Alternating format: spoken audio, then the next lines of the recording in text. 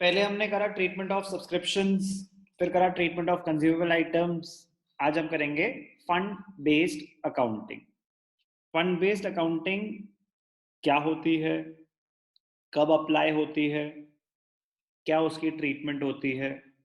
NPO में सबसे important चीज क्या होती है कि कोई भी ट्रांजैक्शन है तो हमें ये समझ आना चाहिए कि वो एक कैपिटल आइटम है या रेवेन्यू आइटम है, क्योंकि उसका नेचर ही डिसाइड करेगा कि वो इनकम एंड एक्सपेंडिचर में जाएगी या बैलेंस शीट में। रिसीट्स एंड पेमेंट्स में तो कैपिटल और रेवेन्यू सारे आइटम्स ही आते हैं, बट रेवेन्यू आइटम्स फिर हम इनकम एंड एक्सपेंडिचर में दिखाते हैं और capital items balance sheet. So what is fund based accounting? When we are preparing financial statements of not-for-profit organizations. Fund means amount received or set aside by a not-for-profit organization for a specific purpose. For a specific purpose. हमने treatment में पढ़ा था, जब donations की बात हमने सीखी थी कि डोनेशंस की क्या ट्रीटमेंट होती है, तो हमने सीखा था कि डोनेशंस दो तरीके की होती हैं। एक जनरल डोनेशंस, किसी ने डोनेशन दी, पर्पस स्पेसिफाई नहीं करा, आप जो मर्जी करो इससे, जो आपका काम है उसी से रिलेटेड। और एक था कि स्पेसिफिक पर्पस के साथ उन्होंने डोनेशंस दी। तो स्पेसिफिक पर्पस मतलब उन्होंने बताया इन डोनेशन से ना आप एक क्रिकेट टूर्नामेंट कराना, या इन डोनेशन से ना आप एक चेस का टूर्नामेंट कराना, कुछ भी हो सकता है, बट उन्होंने पर्पस स्पेसिफाई कर दिया, तो आप वो पैसा कहीं और यूज नहीं कर सकते उस पर्पस के अलावा। So fund means amount received, या तो कहीं से आया, या और सेट असाइड, आपके पास ही अपने जो सरप्लस कुछ जनरेट हुआ था उसमें से कुछ सेट असाइड कर दिया for a specific purpose. Fund amount along with the income earned on the fund cannot be used for purpose other than those for which it is received or set aside. कह रहा है fund along with the income earned on the fund, कह रहा है income कैसे earn करेंगे हम? आपके पास फंड था, टूर्नामेंट फंड, आपने उस अभी टूर्नामेंट नहीं करा सकते, कोविड आ गया, एग्जाम्स आ गए, तो अगले 4-6 महीने टूर्नामेंट नहीं हो सकता, लेट अस अज्यूम। तो हमने वो पैसों की एफडी करा दी, फिक्स डिपॉजिट करा दिया। जब मेरे को यूज ही नहीं करने 6 महीने तो मैं क्यों पड़े रहने दूं, ऐसे फिक्स डिपॉजिट करा दिया। उस पर अगर आपने कोई इंटरेस्ट इनकम जनरेट करी, उस इनकम की बात हो रही है, कह रहे वो इनकम भी फंड में ही ऐड हो जाएगी और उसी पर्पस के लिए यूज करी जाएगी। So fund along with income earned on the fund. Now, donations received for funds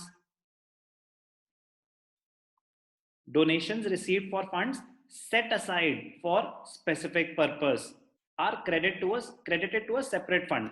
If donations are received for a specific purpose, then a special fund, separate fund is created, उनमें वो पैसे दिखा देते हैं, and it is not an income, it is a liability. It will be shown on the liability side of the balance sheet. Income from these funds are credited to the respective fund, and expenses or payments out of these funds are debited. For example, donations for tournament आया, तो आपने tournament fund create कर दिया। अब tournament जब कराएंगे तो हो सकता है आप टिकट्स बेचे, हो सकता है मैच के एंट्री फीस ले, तो टूर्नामेंट से रिलेटेड कोई भी रिसीट्स होंगी, इनकम कोई भी जनरेट हुई, it will be added to the fund. और टूर्नामेंट कराने में जो भी खर्चा होगा, it will be deducted from the fund. So any income from that fund will be credited to or added to that fund, and expenses for that purpose will be deducted from that fund or debited to that fund. Accounting when done on this basis is known as fund based accounting. Not-for-profit organization thus maintains a separate bank account for each fund. हर एक purpose के लिए separate account के पैसे आप कहीं और use नहीं कर सकते। Donations received towards that fund are credited to the fund account along with the income. कह रहे फॉर एग्जाम्पल आपने कोई सेपरेट फंड बना रखा था, और कोई डोनेशन आई उसी पर्पस के लिए, तो they will be added to that fund only. और कोई इनकम जनरेट हो रही है तो वो क्रेडिट हो जाएगी, एक्सपेंसेस डेबिट हो जाएंगे। सुन चुके हैं। फंड बेस्ड अकाउंटिंग, तो अब समराइज इसकी एग्जैक्ट डेफिनेशन अगर बात करें तो fund based accounting means accounting where by receipts of donations and incomes relating to a particular fund are credited, added to that fund, and payments and expenses are debited to it or deducted from it. क्या examples हो सकते हैं? Building fund, library fund, sports fund, prize fund, tournament fund, कुछ भी। तो fund based accounting में क्या होता है? Money received for a specific purpose, donations received for a specific purpose, they are credited to a separate fund. नाम से create होता है डोनेशंस आई, या आपने खुद अपने प्रॉफिट्स में से सेट असाइड करा, एक सेपरेट फंड क्रिएट करा। Any income arising from that fund will be added to that fund. Any expenses incurred for that purpose will be deducted from the fund. अब हमें पता कैसे, ये तो हो गई treatment of fund based accounting, हमें पता कैसे चलेगा कि फंड बेस्ड अकाउंटिंग कब अप्लाई करनी है? ध्यान से देखिए, दो केसेस में फंड बेस्ड अकाउंटिंग अप्लाई होती है। एक, when donations are received for a specific purpose, अगर रिसीट्स एंड पेमेंट्स में लिखा हुआ है donations for tournament, fund based accounting होगी उस पे। लिखा हुआ है डोनेशंस फॉर बिल्डिंग, तो फंड बेस्ड अकाउंटिंग होगी उस पे। When donations are received for a specific purpose, okay. दूसरा, when a fund already exist in the opening balance sheet, जब आपको इंफॉर्मेशन दे रखी थी तो उसमें पहले से लिखा हुआ है कि टूर्नामेंट फंड का ओपनिंग बैलेंस है 40 लाख रुपए, ऑलरेडी एग्जिस्ट करता है, तो टूर्नामेंट से रिलेटेड जो भी अब ट्रांजैक्शन होंगी उस पर फंड बेस्ड अकाउंटिंग अप्लाई होगी। क्योंकि अगर फंड ना होता, अगर टूर्नामेंट फंड है ही नहीं और डोनेशंस फॉर टूर्नामेंट भी नहीं है और सिर्फ लिखा हुआ है रिसीट्स में टूर्नामेंट रिसीट्स और टूर्नामेंट एक्सपेंसेस, तो फंड बेस्ड अकाउंटिंग नहीं होगी अप्लाई। क्यों नहीं होगी? कह रहे क्या डोनेशंस आई हैं? मैंने कहा नो। क्या पहले से कोई फंड एग्जिस्ट करता है? मैंने कहा नो। कह रहे फिर उस पर फंड बेस्ड अकाउंटिंग अप्लाई नहीं होगी, वो एक अलग केस होता है, उसको बोलते हैं स्पेशल रिसीट्स। तो उसमें रिसीट ज्यादा है तो एक्सपेंसेस उसमें से माइनस करके दिखा दो क्रेडिट साइड पे, एक्सपेंसेस ज्यादा है तो एक्सपेंसेस में से रिसीट्स माइनस करके दिखा दो डेबिट साइड पे, और सिंपली आप रिसीट्स क्रेडिट कर दो इनकम एक्सपेंडिचर में, एक्सपेंसेस डेबिट कर दो। बेटर रहता है उसको सेट ऑफ करके दिखाना। लेकिन फंड बेस्ड अकाउंटिंग उस केस में अप्लाई नहीं होगी अगर डोनेशंस नहीं है या फिर फंड उस नाम से ऑलरेडी एग्जिस्ट नहीं करता। तो हमें पता होना चाहिए फंड बेस्ड अकाउंटिंग अप्लाई होती है। ये पता चल गया। फिर तो जो रूल्स हम ऑलरेडी कर ही चुके हैं, any further receipts for that specified purpose will be added to that fund, any money spent on this on that purpose will be deducted from the fund. Added to that fund means credited to the fund, liability increase in liabilities are credited, any money spent will be deducted from that fund or debited to the fund. उतने पैसे आपने खर्च कर दिए तो उतनी liability आपकी कम हो गई, debited, decrease in liabilities are debited. अब ध्यान से देखना, फंड बेस्ड अकाउंटिंग की पूरी जो ट्रीटमेंट आप दिखा रहे हो ना, फंड में ऐड हुआ, माइनस हुआ, जो भी हुआ, वो सारी की सारी प्रेजेंटेशन कहां जाएगी? Liabilities side of the balance sheet. It is a capital item.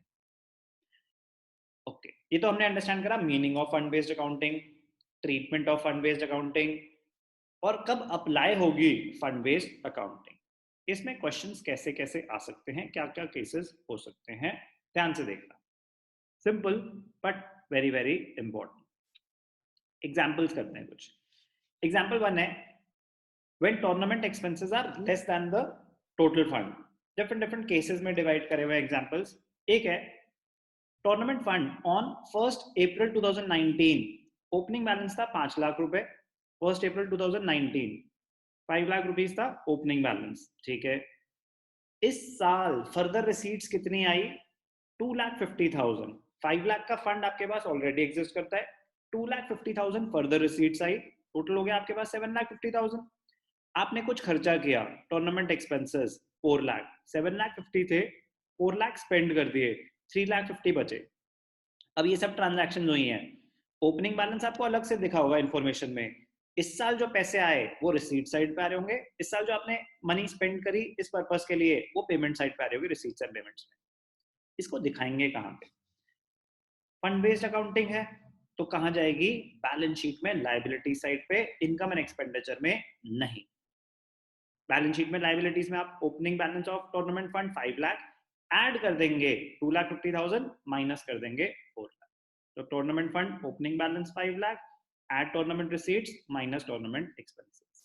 Simple सा केस था कि फंड एग्जिस्ट करता है, रिसीट्स आई, खर्चा हुआ, बट जो खर्चा हुआ वो आपके टोटल फंड से ज्यादा नहीं था।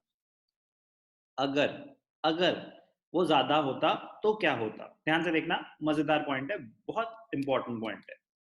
क्या हुआ? अब आपके पास फंड था 5 लाख का, फर्दर रिसीट्स आई 2,50,000, तो आपके पास तो टोटल फंड 7,50,000 पड़ा हुआ है। आपके पास पड़ा हुआ है 7,50,000, खर्चा हो गया 9 लाख का। अब हो गया, करते करते हो जाता है। आपके पास तो उस फंड में सिर्फ और सिर्फ 750 ही पड़े थे। अब अगर 9 लाख स्पेंड हो गए तो 750 तो आप फंड में से यूटिलाइज कर लोगे, उसके अलावा जो 1,50,000 एक्स्ट्रा खर्चा हुआ है वो नॉट फॉर प्रॉफिट ऑर्गेनाइजेशन को अपने पैसों में से यूज करने पड़ेंगे, वो उनका अपना एक्सपेंस हो गया। तो फिर वो नॉर्मल रूटीन एक्सपेंस हुआ, आपका काम ही है वेलफेयर ऑफ द सोसाइटी, तो आप उसको इनकम एंड एक्सपेंडिचर में डेबिट साइड पे दिखाओगे। जितनी भी शॉर्टफॉल हुई है वो आपको खुद मीट करनी पड़ेगी अपने पैसों से, तो वो कहां दिखा दोगे आप? इनकम एंड एक्सपेंडिचर में डेबिट साइड पे। ध्यान से देखना कैसे दिखाएंगे।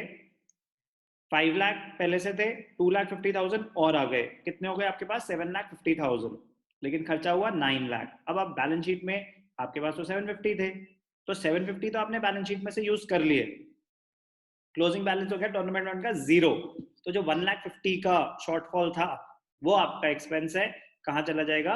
इनकम एंड एक्सपेंडिचर में डेबिट साइड पे। क्या लिखेंगे? To deficit on account of tournament fund. ये ध्यान रखना कि पहले इनकम एंड एक्सपेंडिचर बनता है फिर बैलेंस शीट बनती है जब आप फॉर्मेट करेंगे, लेकिन पहले आपको वर्किंग दिखानी पड़ेगी बैलेंस शीट में, तो आपको पता चलेगा शॉर्टफॉल कितना आ रहा है, फिर वो शॉर्टफॉल आप इनकम एंड एक्सपेंडिचर में दिखाएंगे। लेकिन लेकिन जब आप क्वेश्चन सॉल्व करेंगे हमेशा पहले इनकम एंड एक्सपेंडिचर फिर बैलेंस शीट। अगर ओपनिंग बैलेंस शीट होती तो पहले क्रोनोलॉजिकली बनेगा ना, ओपनिंग बैलेंस शीट फिर इनकम एंड एक्सपेंडिचर फिर क्लोजिंग बैलेंस शीट। ये ध्यान रखना। एक सेकंड, सीक्वेंस बेटर रहेगी ना, पहले income and expenditure presentation wise, लेकिन calculation wise income and expenditure में डेफिसिट तो तब दिखाओगे ना आप, पहले यहाँ पे बैलेंस शीट में वर्किंग करके दिखाओगे, अरे वर्किंग नोट में कैलकुलेट कर लो जैसे मर्जी। प्रेजेंटेशन में पहले इनकम एंड एक्सपेंडिचर आएगा फिर आएगा बैलेंस शीट। बहुत इंपॉर्टेंट केस है, when the expenses for a particular purpose are more than the total balance in the fund. तो example 1, when the total fund was more than the expenses, तो बचा हुआ है बैलेंस, बैलेंस शीट में liability side पे पूरी presentation दिखा दी। दूसरा case, when there was a deficit, कि आपके पास जो फंड है रिसीट्स है वो मिला के उससे ज्यादा आपने खर्च कर दिए, तो जितना एक्स्ट्रा खर्च कर दिया वो इनकम एंड एक्सपेंडिचर में डेबिट साइड पे आ जाए। अब ध्यान से देखना, अब हम कुछ स्पेशल केसेस करेंगे कि अगर, ध्यान से देखना, पहले बेसिक चीजें कुछ और हैं, मुझे जो मोस्ट इंपॉर्टेंट चीजें इसमें होती है ना कि इनकम भी अराइज हो रही है फंड से रिलेटेड, वो देखते हैं। If the money spent on a particular purpose is more than the accumulated fund, deficit will be borne by the NPO, not for profit organization, and will be debited to income and expenditure account. ये case हमने कर लिया। अब ध्यान से देखना, अभी हमने पहले दोनों केसेस कौन से करे? जिसमें फंड ऑलरेडी एग्जिस्ट करता था। एक एग्जांपल, डोनेशंस आई इस साल, but donations for tournament, specific donations है और टूर्नामेंट एक्सपेंसेस हुए 4 लाख। सिंपल है, डोनेशंस आई तो फंड बेस्ड अकाउंटिंग होगी, स्पेशल पर्पस के लिए डोनेशन आएंगे तो फंड बेस्ड अकाउंटिंग होगी। आप बैलेंस शीट में लायबिलिटी साइड पे दिखाओगे tournament fund, donation received 5 lakh less tournament expenses 4 lakh, 1 lakh का बैलेंस पड़ा रहेगा, कोई शॉर्टफॉल नहीं है। Simple fund based accounting. But क्या केस था, इसमें फंड ऑलरेडी नहीं था, तो कोई बात नहीं, डोनेशन आई तो भी फंड बेस्ड अकाउंटिंग होगी। अब फंड बेस्ड अकाउंटिंग कब नहीं होगी ये भी समझना जरूरी है। कभी कभी होता है treatment of special receipts. Tournament receipts है, टूर्नामेंट एक्सपेंसेस है, ना तो टूर्नामेंट फंड था पहले से कोई, ना कोई डोनेशन आई टूर्नामेंट के लिए, तो इस पे फंड बेस्ड अकाउंटिंग अप्लाई नहीं होगी। Be very very very very careful. तो कैसे दिखाएंगे, रिसीट ज्यादा है एक्सपेंसेस से, तो इनकम साइड पे रिसीट्स माइनस एक्सपेंसेस। अगर एक्सपेंसेस ज्यादा होते तो डेबिट साइड पे एक्सपेंसेस में से हम रिसीट्स माइनस करके दिखा देते, नेट करके दिखाना बेटर रहता है। सिंप्लीफिकेशन, रिसीट सिंप्लीफिकेशन पर्पस में हम ये भी मतलब एक ऑप्शन रहता है कि रिसीट्स आप क्रेडिट कर दो, एक्सपेंसेस आप डेबिट कर दो, नेट इम्पैक्ट सेम ही होगा, बट बेटर प्रेजेंटेशन होती है उनको आपस में सेट ऑफ करके दिखाना। अगर सेम पर्पस के लिए रिसीट्स हैं और एक्सपेंसेस हैं और फंड बेस्ड अकाउंटिंग अप्लाई नहीं हो रही। पहले इतना रिवाइज करेंगे, इतना रीड करेंगे, उसके बाद मैं आपको फंड बेस्ड अकाउंटिंग के और एग्जांपल्स और केसेस कराऊंगा।